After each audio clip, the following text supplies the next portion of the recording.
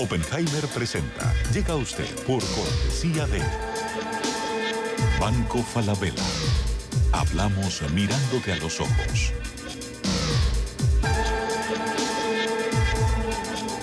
Estudia en Argentina. Con estándares internacionales. Residencia universitaria. Aranceles a tu alcance. UADE, una gran universidad. 20 años trabajando. Tengo que hacer algo por mi futura pensión.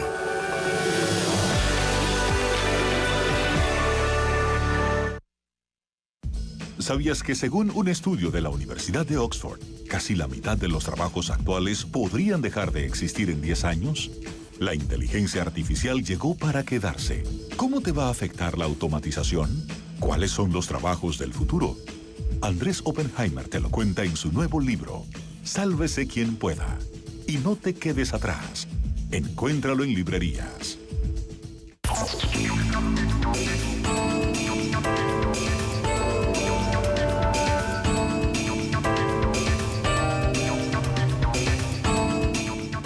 Hola, ¿qué tal? ¿Cómo les va? Soy Andrés Oppenheimer. Gracias por estar con nosotros.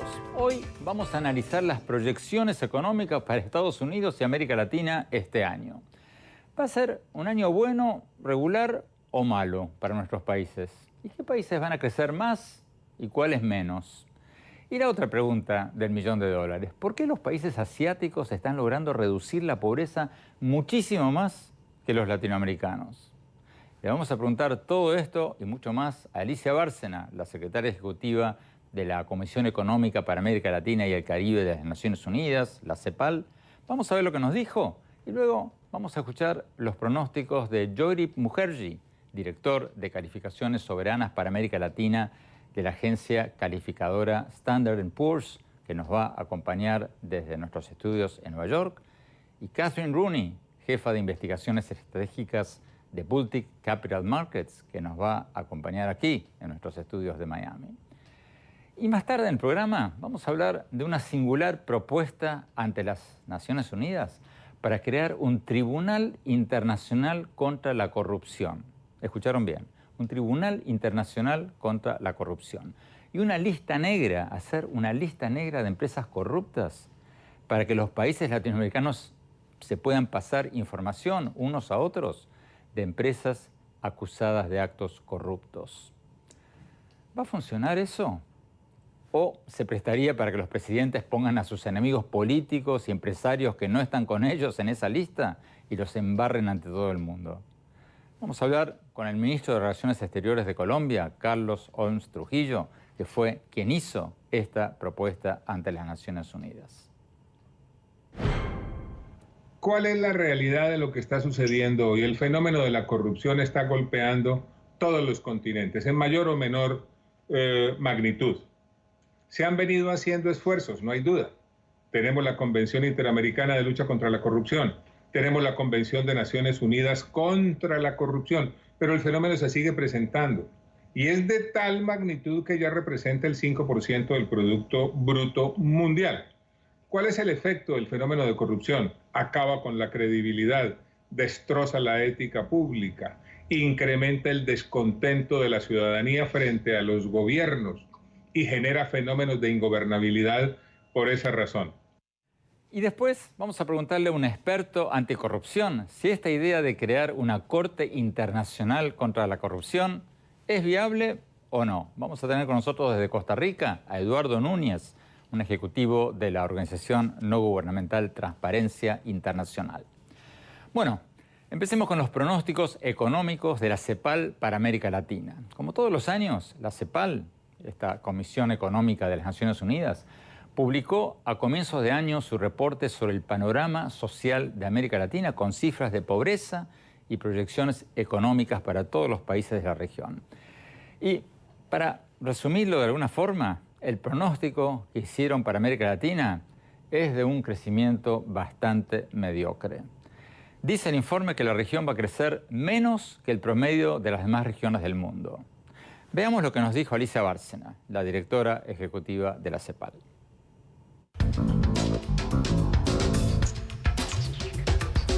Ustedes acaban de dar a conocer sus nuevos pronósticos económicos para América Latina y el Caribe este año, el 2019, y por lo que vi, vislumbran un crecimiento regional anémico de apenas un 1.7%.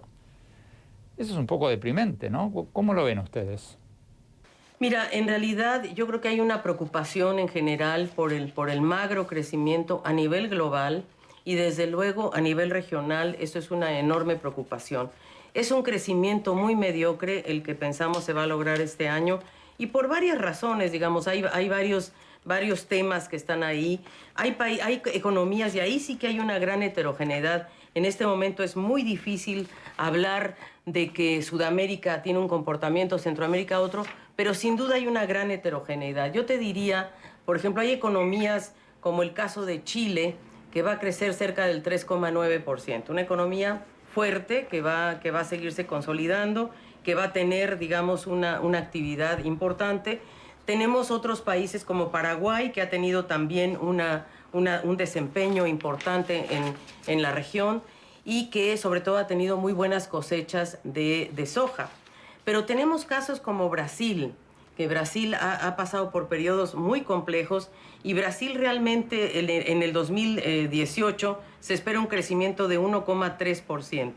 Y otra economía que pesa mucho en la región, que es Argentina, nosotros proyectamos un crecimiento negativo de menos 2,6% y somos optimistas porque hay quienes ven todavía una caída mayor. Entonces, tenemos una economía como Argentina, menos 2,6%, una economía como Venezuela, que nosotros la calculamos en alrededor de menos 15% para este año. Mira, estas dos economías ya nada más te bajan muchísimo el promedio. Y por cierto, tenemos otras economías como México, que también es fuerte, que no va a alcanzar un crecimiento mayor de 2,2%. Entonces, el crecimiento en general es magro. En primer lugar, República Dominicana, que tiene un crecimiento de 6,2% este año. En segundo lugar, Panamá va a tener un 4,2%. Primero Bolivia, perdóname, 4,4%. Panamá, 4,2%. Tenemos a Paraguay con 4,2% también. Y después tenemos a Chile con 3,9% y Perú con 3,8%. Eso yo diría que son los países que más van a crecer este año en América Latina. Tenemos que ir a un corte. Cuando volvamos vamos a preguntarle a Alicia Bárcena y a nuestros invitados un poco más en detalle a qué países les va a ir mejor y a qué países les va a ir peor este año. No se vayan, ya volvemos.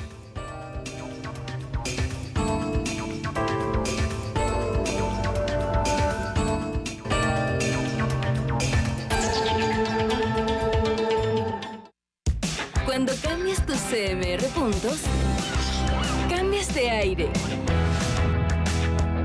de aroma, de estilo, cambias de ritmo, cambias tu estilo de vida. Cuando cambias tus CMR puntos, tú también cambias. Aprovecha tus puntos y cambia lo que quieras. CMR puntos, cambio lo que quiero.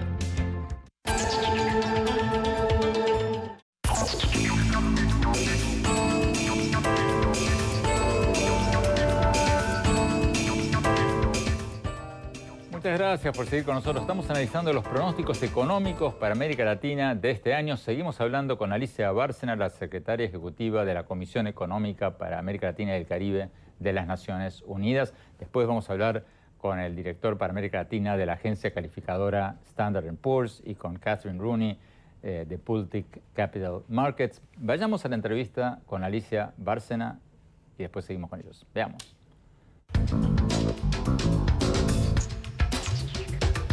Si dejamos de lado Venezuela, que tiene una caída impresionante, como usted lo acaba de decir, ¿cuáles son los países que van a crecer menos este año? Bueno, el que no va a crecer y va a tener una caída es Argentina, menos 2,6%. Y los otros países que van a crecer menos en la región, de acuerdo a nosotros, es sin duda Uruguay, que está muy afectado por la economía brasileña, sin lugar a dudas. Ecuador, que tiene un crecimiento de 1%, también muy, muy mediocre. Y desde luego yo diría que México, que debería tener un mayor dinamismo. Y tenemos que las economías centroamericanas, bueno, por supuesto Nicaragua tiene un crecimiento negativo de menos 4,1%. Entonces, en general, Centroamérica va a crecer en un promedio de 3,2%. y Sudamérica en un 0,6. Es la subregión que menos crece es Sudamérica, la que tiene un mejor desempeño es Centroamérica en su conjunto, y el Caribe, que se mantiene en cifras aproximadas en promedio de 1,9%. Entonces, ¿cuáles son las razones? Yo creo que eso es lo que habría que analizar a fondo. Primero, creo que hay que mirar el comercio.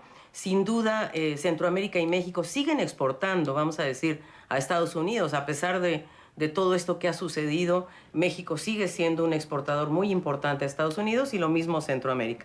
Pero no cabe duda que la demanda agregada a nivel global ha disminuido y que China ya no es ese comprador de materias primas que tenía la región antes. Y, por supuesto, las materias primas también. Los precios de las materias primas el año pasado crecieron en forma importante, aumentaron, y este año no. Eso siempre es un factor. Somos muy dependientes de las materias primas, sobre todo en Sudamérica o en los países exportadores de cobre, de minerales y de petróleo. Entonces, eso es un factor. Y que China ya no es ese motor que está, digamos, atrayendo tanto crecimiento.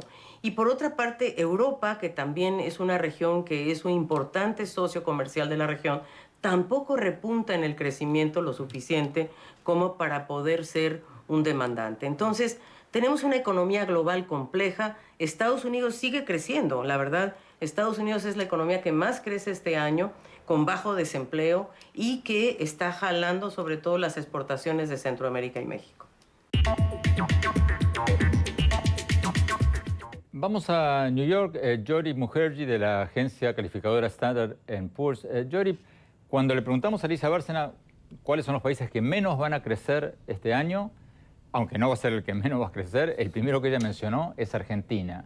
¿Cómo ven ustedes Argentina? Porque Argentina tiene elecciones este año, se suponía que la economía se iba a empezar a recuperar en marzo.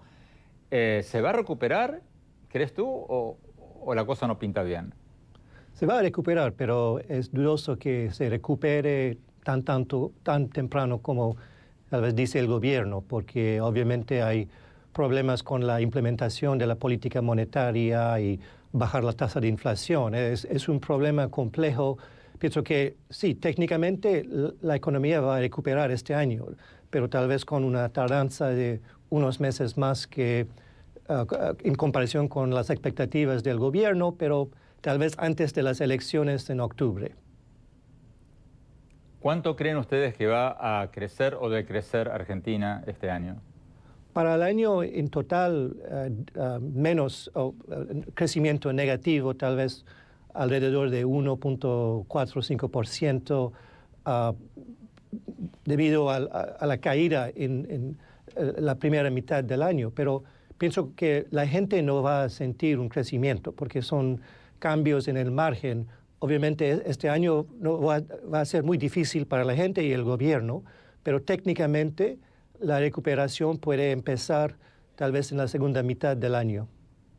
Catherine Rooney, ¿cómo lo ves tú? ¿Argentina se recupera o no se recupera este año?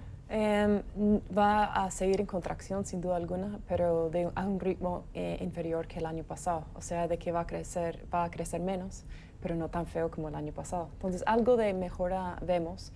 Creo que le va a ayudar mucho a la Argentina el hecho de que hay más apetito al riesgo a nivel global. Eso ayuda a la Argentina porque es un país que decimos que es alta beta, que cuando hay apetito para los mercados emergentes, pues Argentina se beneficia Pero mucho. al revés, cuando se pincha Turquía, se cae Argentina. Tal cual. Por eso es alta beta. Entonces, cuando todo el mundo tiene mucho miedo, mucho respeto a los emergentes, pues a Argentina le va muy mal, pero desproporcionadamente mal. ¿Cuándo crees tú que es el punto de inflexión y se empieza a recuperar la economía argentina? Estoy de acuerdo con mi amigo Joy Deep y creo que va a ser en la segunda mitad del año, va a ser sumamente volátil, y la volatilidad, la incertidumbre alrededor de las elecciones no ayuda en el más mínimo la inversión. Entonces, ese problema que veo antes de las elecciones, si lo logra ganar Macri, pues esperamos un flujo hacia Argentina, tanto por portafolio como por inversión directa extranjera. Tenemos que ir a un corte. Cuando volvamos seguimos con Elisa Bárcena y con nuestros invitados. No se vayan, ya seguimos.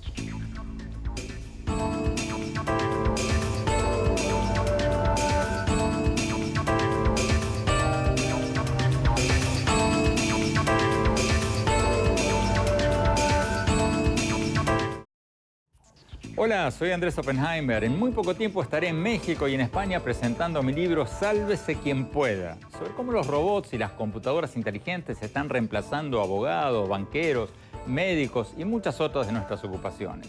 Y cómo podemos reinventarnos para no quedarnos fuera de juego. Espero verlos.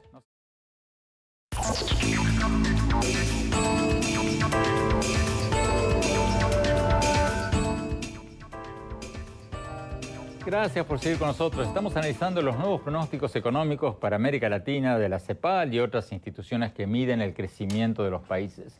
Vamos a New York. Joydeep Mukherjee, de la agencia calificadora Standard & Poor's. Ustedes hacen temblar a los gobiernos cada vez que le suben o le bajan la calificación a los países. Hablemos un poco de México. Varias instituciones financieras internacionales, ustedes mismos, han rebajado recientemente los pronósticos de crecimiento para México este año, entre otras cosas por un temor a una caída en las inversiones. ¿Por qué creen ustedes que van a caer las inversiones en México? Bueno, el cambio de gobierno, obviamente, 18 fue un cambio muy importante en la historia del país.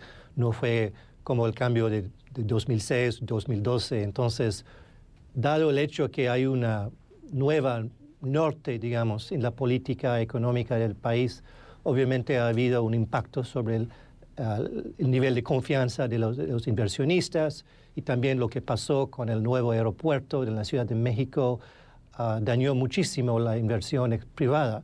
Entonces, el riesgo es muy claro, que el gobierno tiene que hacer algo para reanimar, digamos, el sentimiento del sector privado, porque México puede crecer con exportaciones, pero es un motor muy débil en comparación con el tamaño de la economía. Entonces, se necesita no solo las exportaciones, pero también la inversión privada doméstica y también el consumo. Tal vez el único motor que está creciendo, que está avanzando hoy, es el consumo local, que es bueno, pero no es suficiente para alcanzar los niveles de crecimiento que quiere el gobierno. Eso es la preocupación nuestra y uno de los factores atrás del cambio en la perspectiva sobre la calificación de México.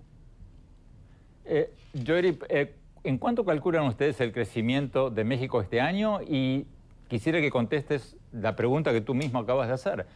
¿Está el gobierno de López Obrador haciendo lo suficiente como para atraer esas inversiones? Porque ya pasaron más de 3 meses desde que asumió, desde entonces le han rebajado las expectativas de crecimiento, el presidente convocó a los empresarios. ¿Está haciendo lo suficiente López Obrador como para recuperar la confianza? Bueno, la tasa de crecimiento puede ser entre 1 y 2, tal vez 1.87 o un poco menos, dependiendo de varios factores, pero cualquier sea la cifra, es un crecimiento bajo en términos de las necesidades del país.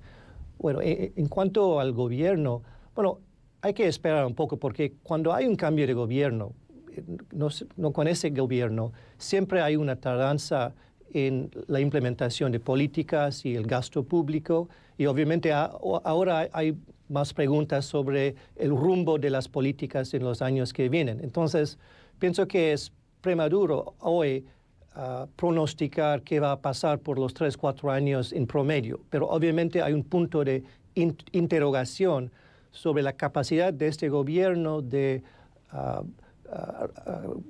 estimular no solo el crecimiento desde el sector público, con más inversiones que sea de Pemex o otros proyectos, pero también reanimar, digamos, el sentimiento del sector privado.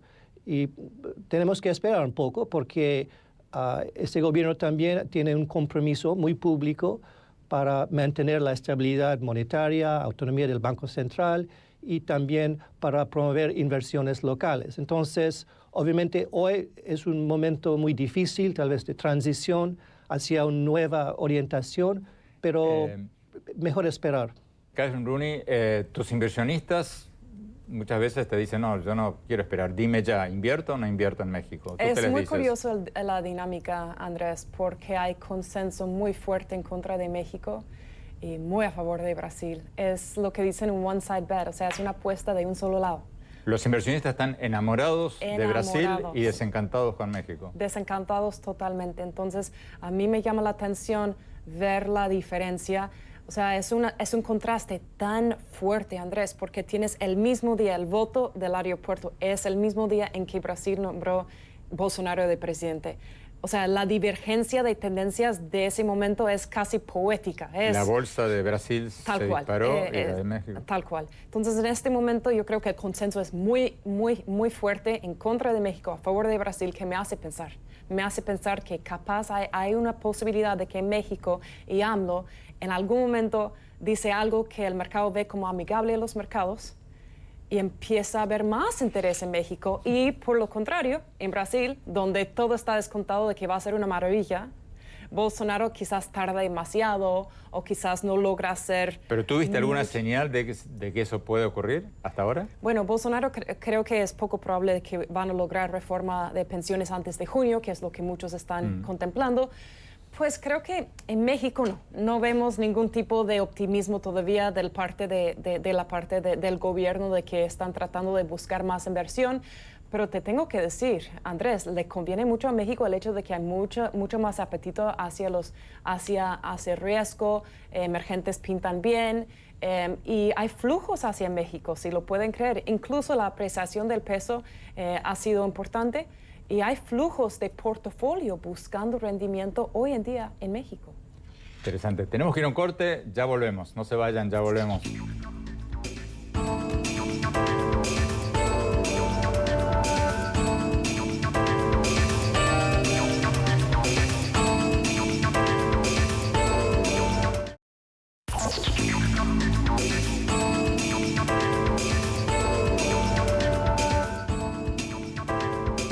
Muchas gracias por seguir con nosotros. Seguimos hablando con Alicia Bárcena, la directora ejecutiva de la Comisión Económica para América Latina y el Caribe de las Naciones Unidas, la CEPAL. Sigamos viendo la entrevista.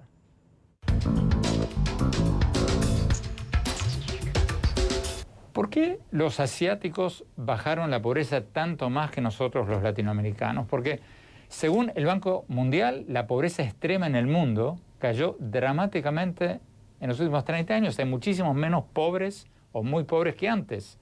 Según el Banco Mundial, la pobreza extrema bajó del 36% de la población mundial en 1990 al 10% en el 2018.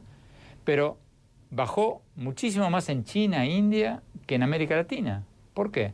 En primer lugar, porque, bueno, estamos hablando de volúmenes enormes. O sea, en China, la verdad es que se ha sacado de la pobreza a 700 millones de personas. Eso es lo que ha hecho China en los últimos años.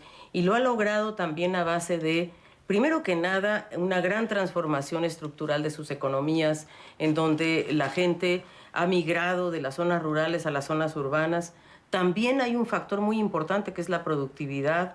O sea, son personas que, de verdad que la pobreza, por ejemplo, en China era una pobreza rural muy extrema. Hoy por hoy esa gente está siendo cambiada de lugar, incluso llevada a lugares en zonas urbanas donde hay trabajo, hay productividad. Hay un cambio estructural en las economías asiáticas que lo vemos claramente, en donde hay una mayor innovación, mayor productividad y sobre todo, yo diría, encadenamientos productivos que han incorporado claramente a las pequeñas y medianas empresas, que eso no lo hemos hecho en América Latina, esa labor no la hemos hecho. Seguimos teniendo una gran heterogeneidad estructural que desde nuestro punto de vista es la gran fábrica de la desigualdad en la región, donde tienes empresas muy competentes pero que generan poco empleo y una gran cantidad de pequeñas y medianas que generan mucho empleo pero no necesariamente contribuyen tanto al ingreso.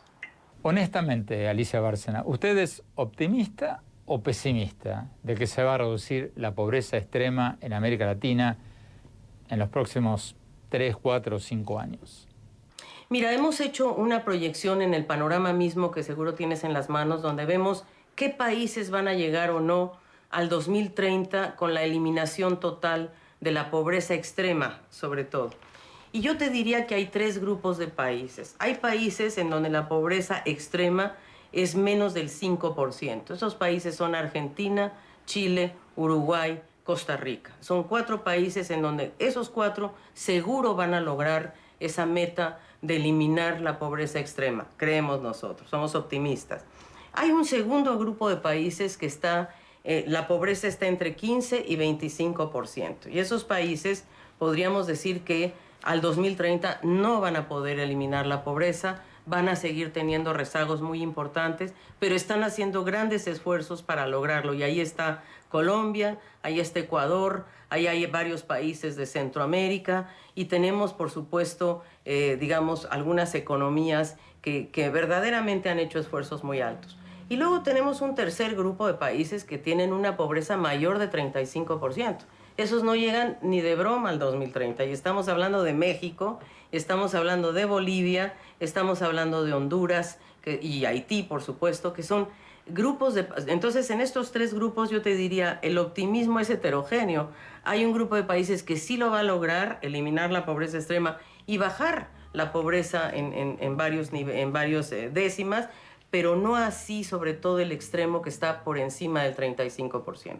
Entonces, ¿México no va a poder reducir dramáticamente la pobreza extrema? Yo creo que va a poder reducirla significativamente, pero tiene niveles de pobreza muy altos.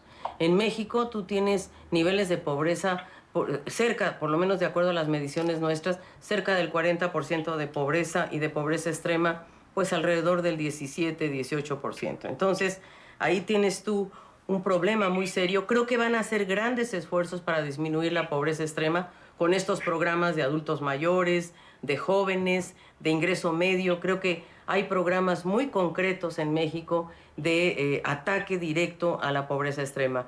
Pero es una pobreza dura, una pobreza difícil que se viene arrastrando por muchas décadas. Vamos a Nueva York. Jorip Mukherjee, de la agencia Standard & Poor's. Jorip, en un minuto, mirando las tendencias económicas mundiales, los precios de las materias primas, el petróleo, los avances en educación, en innovación, ¿tú eres optimista o pesimista para América Latina en los próximos 5 años? Soy optimista, pero razonablemente, porque estoy de acuerdo con lo que dijo la señora Bárcena, que hay desafíos importantes, pero pienso que a pesar de todos, con la excepción tal vez de Venezuela, casi todos los países están en un rumbo positivo y se han aprendido muchísimo de la historia del continente propio. Entonces, pienso que aún con crecimiento bajo, la región va a avanzar y hay posibilidades para acelerar un poco en unos países la tasa de crecimiento. Pero estoy hablando de la región en general. Siempre va a haber excepciones, como ahora es el caso de Venezuela. Catherine Rooney, a 5 años. Bueno, hablando de Venezuela, eso es un caso muy interesante porque sobre un plazo de 5 años, Andrés, pueden pasar muchas cosas. Venezuela es una economía fallida, es un país fallido. ¿Tú le aconsejarías a tus clientes invertir en Venezuela? Yo creo que sobre este año, cuando se va Maduro, que creo que sí se va a ir este año, yo sí estaría recomendando, y de hecho estoy recomendando activamente este año, inversiones directas en Venezuela. Pensémoslo así. ¿Cuáles son las industrias, los sectores que más han sido destruidos? El sector energético, el sector manufacturero, el turismo, donde quieres alimentación, cualquier sector que quieras mirar, tiene la capacidad de poder pues explotar precisamente porque viene de una base tan baja. Entonces, una inversión te puede rendir mucho porque obviamente hay mucha volatilidad. Pero si hay un cambio del gobierno... ¿Pero tú aconsejarías comprar antes del cambio? Mira, el cambio va a pasar. Va a pasar. La pregunta es ¿cuándo? Y Andrés, yo te puedo decir como inversionista, si tú entras después del hecho... Vas a pagar más. No vas a ganar tanto como hubieras hecho antes. Jorip Mukherjee, New York, Catherine Rooney en nuestros estudios. Muchísimas gracias. Vamos a un corte y ya volvemos a hablar con el canciller de Colombia sobre la corrupción y su propuesta.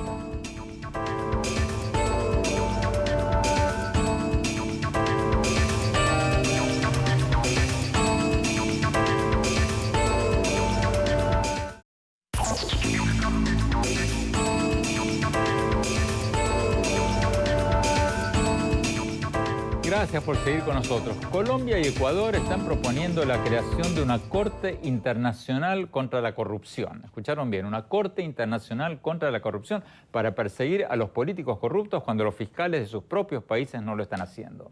El canciller de Colombia, Carlos Homs Trujillo, presentó esto oficialmente ante las Naciones Unidas hace pocas semanas y Colombia también está planteando la idea de crear una lista negra de empresas corruptas para que se circule oficialmente entre los países. Ahora, ¿son factibles estos proyectos o son propuestas para la galería, expresiones de buenos deseos que no van a llegar a nada? Vamos a ver lo que nos dijo el ministro de Relaciones Exteriores de Colombia, el hombre que propuso esto, y después lo vamos a analizar con Eduardo Núñez, de la organización no gubernamental Transparencia Internacional. Vamos al canciller de Colombia.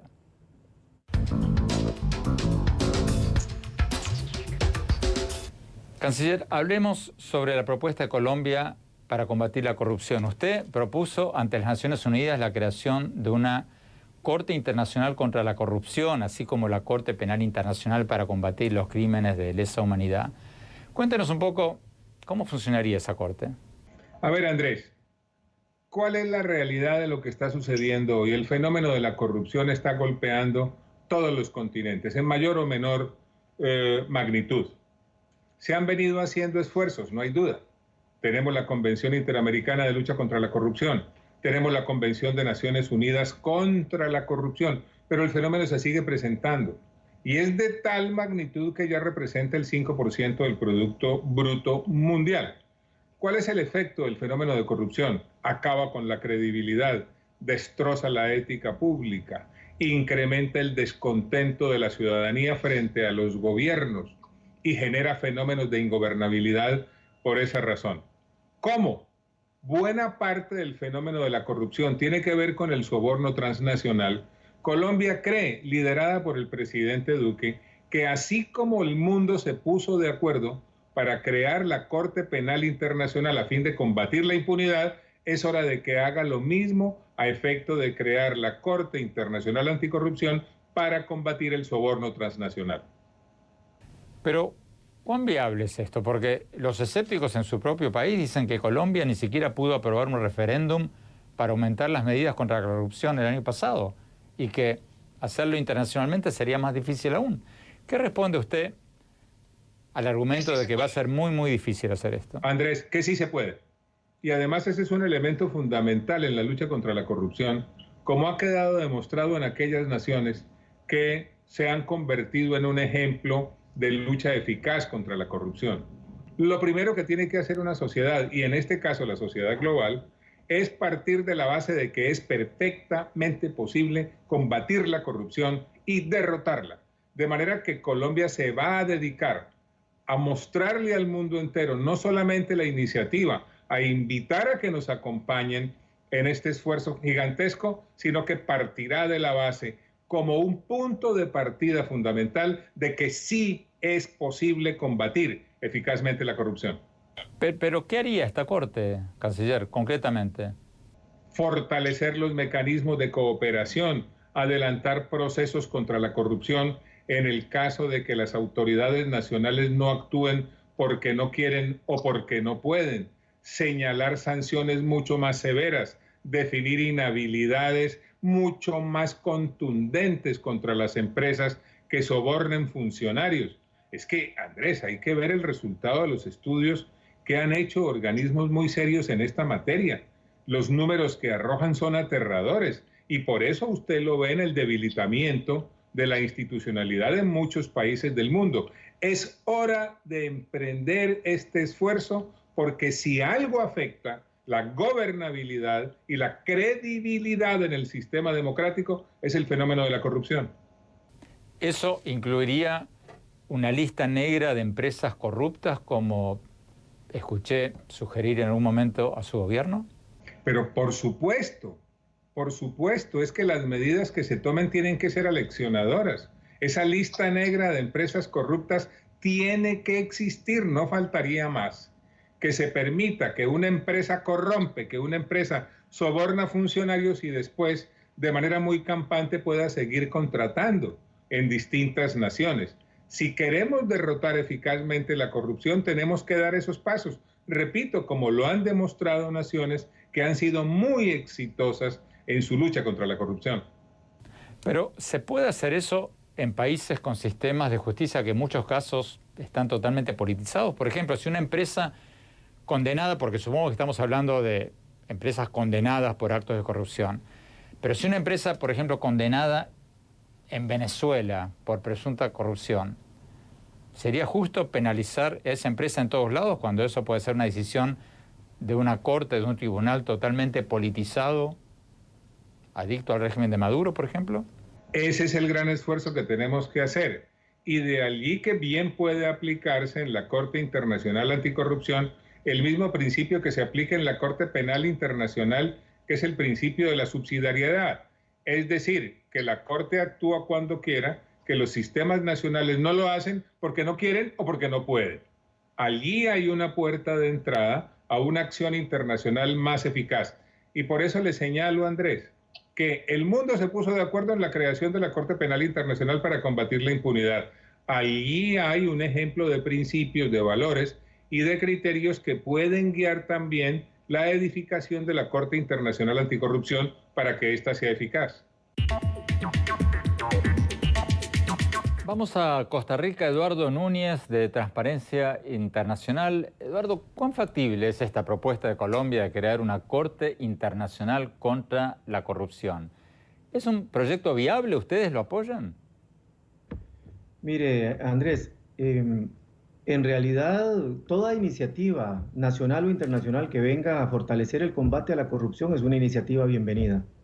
Por supuesto, tenemos que analizar cada una de las propuestas en perspectiva por lo menos de tres criterios. 1, si es pertinente. 2, si es viable. Y 3, si es factible. Desde la primera dimensión, que es la pertinencia, me parece que la idea de una Corte Internacional responde fundamentalmente a 2 factores que son evidentes hoy en términos de los fenómenos de gran corrupción a nivel global. 1, que la gran corrupción ya no respeta o se maneja dentro de fronteras nacionales, sino que es cada día de efectos y alcances transnacionales más evidentes. Y lo segundo es que la corrupción nunca viene sola, siempre viene acompañada de la impunidad y por ende la capacidad de sancionar o de castigar redes y casos de corrupción a nivel nacional tiende a ser mucho más limitada. Frente a esos 2 criterios, ¿no?, el alcance de la gran corrupción... Bueno, pero Eduardo, ¿es viable o no es viable? Todos estamos de acuerdo en que sería lindo, pero ¿es viable? Mire, en términos de viabilidad va a depender de la construcción de voluntad política a nivel de la Organización de las Naciones Unidas. Y ya sabemos lo difícil que es eso. Especialmente en un contexto en donde además vivimos una crisis de lo multilateral, venido a menos en los últimos años. Realmente... a pesar de que es una idea loable y es una idea convincente, nosotros lo vemos cuesta arriba, lo digo con total franqueza. Es una lucha difícil porque además involucra la voluntad de gobiernos que se ven a sí mismos eventualmente como sujetos de proceso penal internacional en el futuro. Finalmente, Eduardo Núñez, brevemente, la otra idea de Colombia de crear una lista negra de empresas corruptas para que se lo circulen entre los países, ¿es viable o no es viable? No, mire, eso me parece que tiene viabilidad, sin lugar a dudas, y es una necesidad, especialmente aquellas empresas que tienen alcance transnacional. Vuelvo sobre el punto. Hay normas internacionales, no solo en el marco de las convenciones de la OEA o de Naciones Unidas, en el marco de la OCDE, por ejemplo, que permitirían, digamos, tipificar con claridad elementos como el soborno transnacional. Entonces podríamos impulsar un conjunto, digamos, de acciones, incluida una lista de esta naturaleza, que pueda, digamos, ayudar no solo a identificar las empresas que pagan soborno, por ejemplo, sino a actuar a la vez como un factor de disuasión. Eso como caer en las listas grises o las listas negras que existen en temas fiscales y en otros ámbitos. Entonces me parece que es un camino interesante a explorar en los próximos años. Eduardo Núñez, de Transparencia Internacional, muchísimas gracias. Vamos a un corte y cuando volvamos, mi opinión sobre los temas que hablamos hoy en el programa. No se vayan, ya volvemos.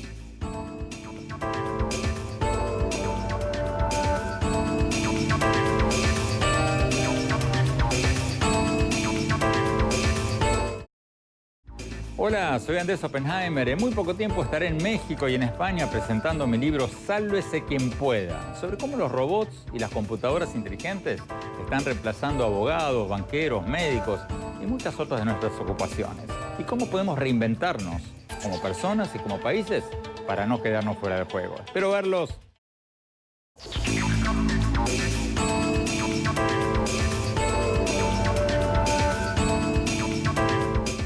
Muchas gracias por seguir con nosotros. Mi reflexión sobre el tema con el que arrancamos el programa de hoy, el mediocre crecimiento económico de América Latina y por qué los países asiáticos están creciendo y reduciendo la pobreza mucho más rápido que los latinoamericanos. Hay muchos motivos, pero yo quisiera destacar dos que me llamaron mucho la atención en mis viajes a China, Japón, Singapur, Corea del Sur y otros países asiáticos. Uno es la obsesión que tienen estos países por la educación de calidad. En China, en Japón, en todos estos países hay una cultura familiar de obsesión por la educación. Y enfatizo el tema familiar. Las familias invierten una buena parte de su dinero y de su tiempo en procurar la mejor educación para sus hijos. Y los niños estudian literalmente 14 y hasta 16 horas por día. Esto no me lo contaron, esto lo vi. No es casual que varios de estos países estén en los primeros lugares del test internacional PISA de estudiantes de la escuela secundaria, el test de estudiantes de 15 años en matemáticas, ciencias y física y química. Y en parte por eso, estos países están produciendo tantos inventos de nuevos productos.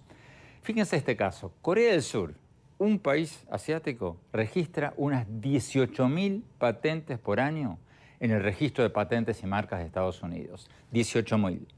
Comparativamente, todos los países de América Latina juntos, 30 y pico, registran menos de 1.000. O sea, menos del 5% de las patentes que registra un país asiático, Corea del Sur.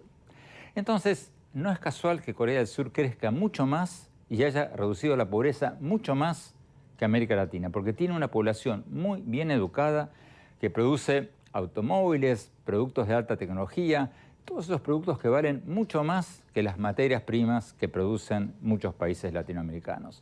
Y eso es clave, porque estamos viviendo en la era de la economía del conocimiento, donde el trabajo mental vale mucho más que el trabajo manual o que las materias primas.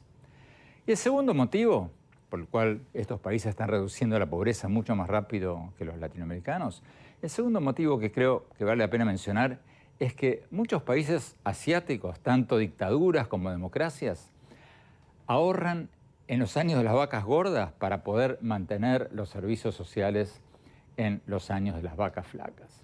Parece una perogrullada, parece algo básico, es algo básico. Pero en América Latina lo hacen algunos, como Chile, que usa lo que ahí llaman las políticas contracíclicas, de ahorrar en los buenos tiempos para tener reservas en los malos. Lo hicieron los gobiernos de derecha y de izquierda democrática en Chile.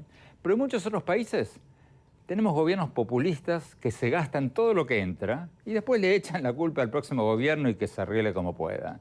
Y nunca pueden salir del pozo. Y entonces, en muchos casos, como está ocurriendo ahora en Argentina o en Ecuador, culpamos a los que tienen que arreglar las cuentas, los que heredaron el problema, en lugar de quienes causaron el problema y en muchos casos dilapidaron la mayor bonanza en la historia reciente de sus países. Ojalá aprendamos la lección de una vez por todas, porque como lo hicieron los países asiáticos hace mucho tiempo, tenemos que pensar más a largo plazo, en lugar de producir pan para hoy y hambre para mañana. Bueno, me dicen que se nos acabó el tiempo. Ojalá les haya interesado el programa de hoy. No se olviden de visitarnos en nuestro blog, andresoppenheimer.com. Si se registran ahí, les vamos a mandar por email mis columnas del Miami Herald y nuestros más recientes programas de televisión. Les recuerdo la dirección del blog, es andresoppenheimer.com.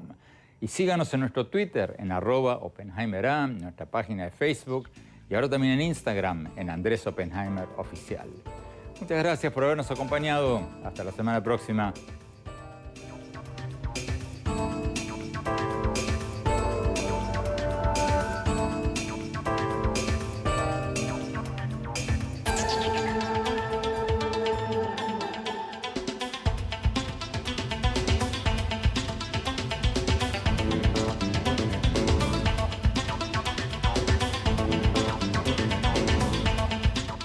Oppenheimer presenta. Llega a usted por cortesía de Banco Falabella. Hablamos mirándote a los ojos.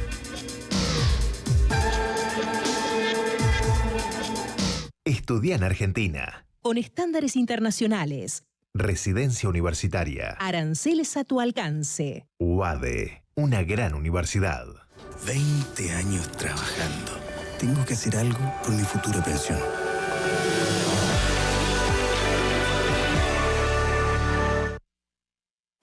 ¿Sabías que según un estudio de la Universidad de Oxford, casi la mitad de los trabajos actuales podrían dejar de existir en 10 años?